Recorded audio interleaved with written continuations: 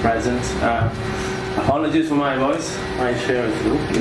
Okay. So I make use of the slide. Will be quick, and I won't speak much because I don't have much words. I take advantage also of the presence of graduates. So I was one of the lucky ones, went to the Startup EIF to Silicon Valley. And I think there are interesting takeaways. So these are pictures from the event, the European Innovation Day. You can see the picture outside. And I invited to spot the oddball. So we have likely the European Commission organizing a trip to showcase the best of Europe and trying to do that. And they take 15 scale-ups in Silicon Valley. We organize a European innovation event, which is an oddball, I'd say, in Silicon Valley. And then, well, I'm not sponsoring my company, but I would like next year to see more European corporates sponsoring the event, because the event was really a major success. And I think that we also need to, ourselves as European, and I'm not anti-American, be a bit more bolder and try to rebalance the relationship that we have with the American companies and stop blaming them, because this is what we're doing all the time.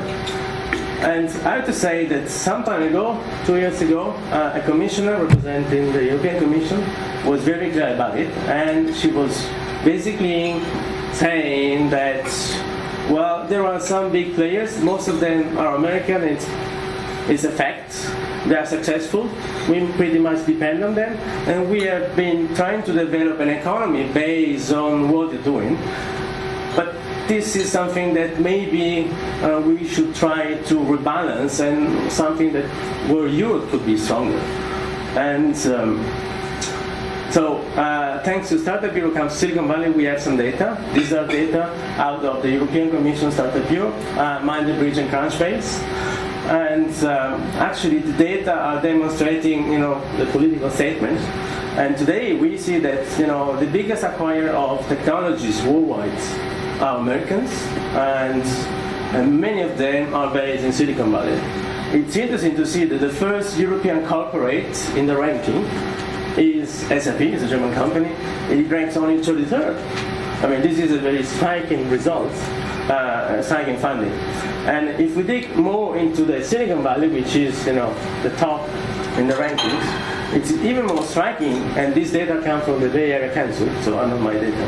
And it is interesting to see that 50% of the money that goes to Silicon Valley comes from European corporates. And then it gets invested in successful American companies, and these companies, they acquire European technologies. So I think this is a very interesting question we should be asking. And again, I'm saying we should stop blaming, our trade partner. We should start asking why our European corporates are going to invest there in companies that then acquire technology here.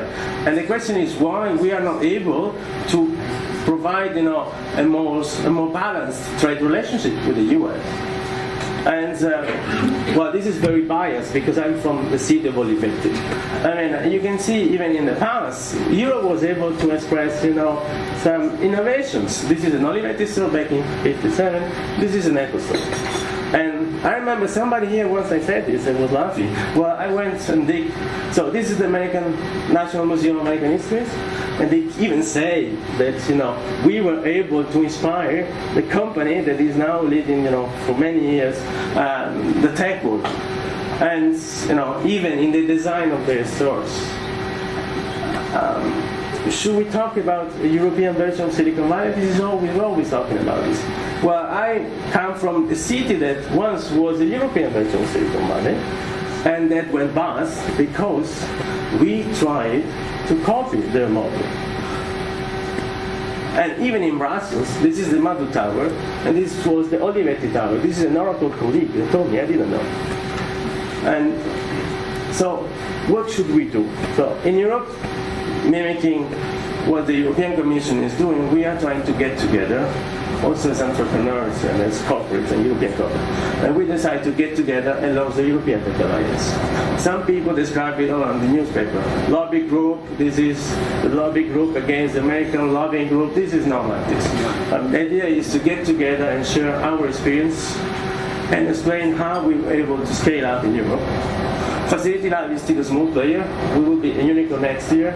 We're not yet a unicorn, but you have many unicorns. And today is, well, the anniversary was the 27th of October. We launched the European Tech Alliance last year in the European Parliament with Vice President Ansip and Mrs. Tyler, that has left because I know where she went. We were guests. And the idea is to become the yellow pages for policy making and explain how in different countries we were able to make it to become a global company. And eventually, some of them made some pretty good deal. And actually, the European Tech Alliance, this is an unwanted effect, has become a marketplace. You have the Avas AVG case. Well, now potentially you have the SoundCloud Spotify acquisitions. And you had other company, well, some of them they left because they're no longer European. You have the Lego case, a company that now has become fully European. And so I invite you to have a conversation with all the companies that are part of the European Tech Alliance to know more about our vision. And our vision is very straightforward. It's just let's try to talk about European companies that were able to make it global and about European tech. And again, this is not to go against non-European technology and non-European company.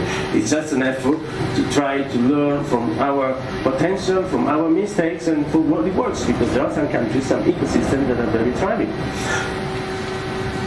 These are part of the values that we believe in. I think that the biggest one, the strongest one for me is Europe is good at tech. If you go to Silicon Valley, there's plenty of Europeans. So I invite you today to have a walk, if you have, during the day, to come to the Town Hotel where the event, many companies, many CEOs will be there, and the Crow and MEP and Ansip will be there. I think this is all I had to say. It's just a very first introduction. I hope that in the future other companies belonging to the Alliance will be invited to the EIF, not always Facility Lab. I'm happy to liaise with all of them and to try to bring them here. And if you have questions, I'm happy to take them. Thank you.